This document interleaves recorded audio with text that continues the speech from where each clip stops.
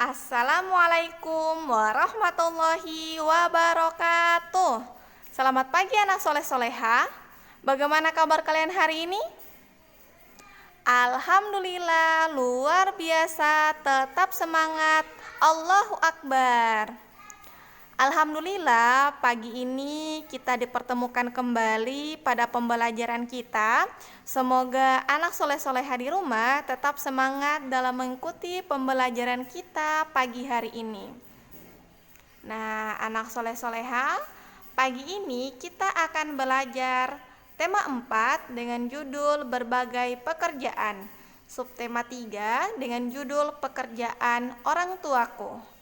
Adapun pelajaran pada pagi hari ini yaitu pelajaran PKN pada pembelajaran 1 dan pembelajaran 3 yang terdapat pada halaman 100 sampai dengan 113 dan 114 sampai dengan 115.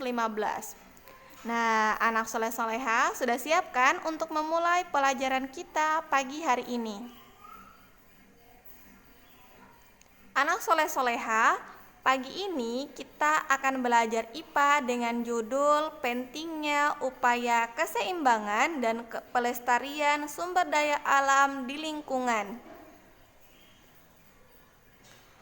Tujuan pembelajaran kita pagi hari ini ada 3. Yang pertama, melalui penjelasan guru, siswa mampu memahami dampak pemanfaatan sebagai sumber daya alam hutan yang tidak terkontrol dalam kehidupan sehari-hari dengan tepat.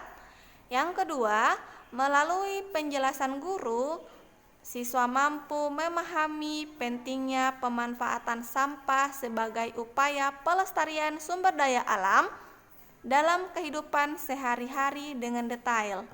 Dan yang ketiga atau yang terakhir, melalui pemberian tugas, siswa mampu menyebutkan contoh upaya pelestarian hutan dan pemanfaatan barang bekas dalam kehidupan sehari-hari dengan benar. Jadi, anak soleh-soleha sudah paham kan tujuan pelajaran kita pada pagi hari ini? Pemanfaatan hutan sebagai sumber daya alam. Anak soleh-soleha, hutan merupakan salah satu sumber daya alam yang banyak dimanfaatkan oleh manusia dalam kehidupan sehari-hari. Nah, khususnya bagi para pengrajin kayu, misalnya pohon. Pepohonan yang ada di hutan seringkali digunakan untuk menghasilkan barang seperti pensil, rumah, meja, kursi, lemari, pintu, dan lain-lain. Perhatikan gambar berikut. Gambar berikut adalah gambar proses pengolahan kayu menjadi meja dan kursi memerlukan waktu dan proses yang panjang. Mulai dari pohon di hutan, kemudian menebang pohon, kemudian kayu diangkat ke kota, kemudian pengrajin kayu, kemudian toko mebel dan pembeli. Jadi, pengolahan kayu menjadi meja dan kursi memerlukan waktu atau proses yang panjang melalui 6 tahap yang terdapat dalam gambar tersebut. Anak soleh-soleha, ayo amati gambar berikut. Gambar berikut adalah kondisi hutan di Indonesia di Kalimantan. Warna hijau menunjukkan adanya pohon dan warna putih menunjukkan hutan yang gundul. Berdasarkan gambar di atas, kita dapat mengetahui perkembangan hutan di Kalimantan dari waktu ke waktu dan perbandingannya. Nah, kondisi hutan di Kalimantan pada tahun 1950 amatlah berbeda dengan tahun 2020.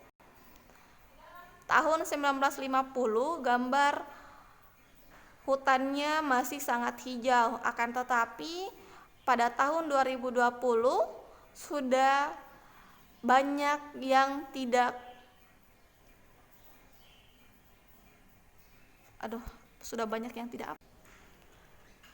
Akan tetapi pada tahun 2020 hutan menjadi gundul dan mengakibatkan gambar tidak banyak lagi tumbuhan yang berwarna hijau. Sekarang kita masuk di pembelajaran selanjutnya. Faktor penyebab berkurangnya lahan hutan. Faktornya itu ada 3. Yang pertama, penebangan hutan secara terus-menerus. Yang kedua, terjadinya kebakaran hutan. Dan yang ketiga, hutan beralih fungsi menjadi lahan pertanian atau perkebunan dan bahkan pemukiman penduduk. Nah, inilah faktor penyebab berkurangnya lahan hutan. Selanjutnya, manfaat hutan. Manfaat hutan yang kita bahas pada pagi hari ini ada 4. Yang pertama, sumber oksigen bagi kehidupan. Yang kedua, sumber bahan baku barang-barang, kebutuhan manusia. Yang ketiga, habitat bagi hewan. Dan keempat, sebagai resapan air. Jadi, anak soleh-soleha, manfaat hutan sangatlah banyak untuk keberlangsungan kehidupan kita. Jadi kita berkewajiban untuk menjaga kelestarian hutan agar tidak gundul. Selanjutnya, usaha melestarikan hutan.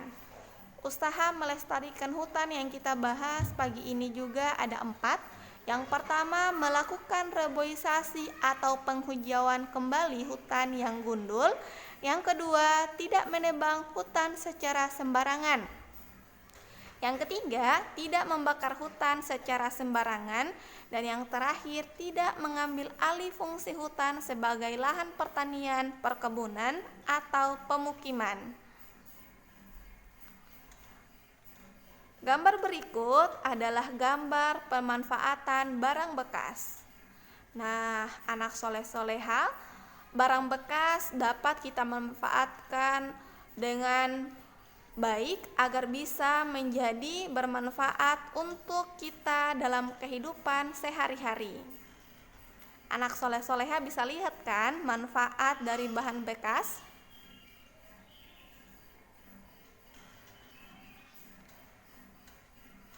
Nah, pembahasan selanjutnya yaitu pengelolaan sampah.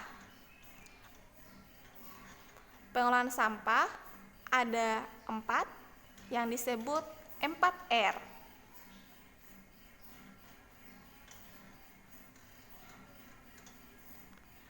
Empat R. Yang pertama, mengurangi, artinya mengurangi segala sesuatu yang mengakibatkan sampah. Contoh, kurangi membeli minuman kemasan berbotol. Nah, jika minumannya sudah habis, botolnya hanya menambah sampah.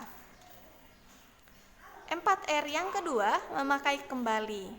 Artinya menggunakan kembali barang bekas yang masih dapat digunakan untuk fungsi yang sama atau fungsi yang lain. Misalnya, hindari pemakaian barang-barang yang disposable, sekali pakai. Hal ini dapat memperpanjang waktu pemakaian barang sebelum ia menjadi sampah. Yang ketiga, 4R yang ketiga, mendaur ulang. Artinya mengelola kembali sampah yang menjadi barang atau produk baru yang bermanfaat. Misalnya melakukan pengolahan sampah organik menjadi pupuk kompas. Dan 4R yang terakhir yaitu mengganti. Artinya mengganti menggunakan produk kebahan yang ramah lingkungan. Misalnya mengganti barang yang hanya sekali pakai dengan barang yang lebih tahan lama, memakai barang-barang yang lebih ramah lingkungan, mengganti kantong kresek dengan keranjang saat berbelanja. Anak soleh-soleha, itulah 4R yang dimaksudkan pada pembahasan pengelolaan sampah. Nah, anak soleh-soleha, itulah pelajaran yang kita pelajari Ustazah ulangi, itulah pelajaran yang kita pelajari pada pagi hari ini dengan pelajaran IPA. Semoga dapat bermanfaat bagi anak soleh-soleha di rumah. Sekarang kita masuk di pemberian tugas. Tugas anak soleh-soleha di rumah ada 2. Yang pertama, tuliskan 3 contoh upaya pelestarian hutan. Dan yang kedua, tuliskan contoh, Ustazah ulangi, tuliskan 2 contoh pemanfaatan barang bekas dalam kehidupan sehari-hari. Nah, anak soleh-soleha, itulah yang dapat Ustazah jelaskan atau Ustazah sampaikan pada kesempatan pagi hari ini. Semoga dapat bermanfaat. Semoga anak soleh-soleha di rumah dapat memahami apa yang Ustazah jelaskan. Nah, Ustazah tutup dengan ucapan wabillahi taufiq wal hidayah. Wassalamualaikum warahmatullahi wabarakatuh.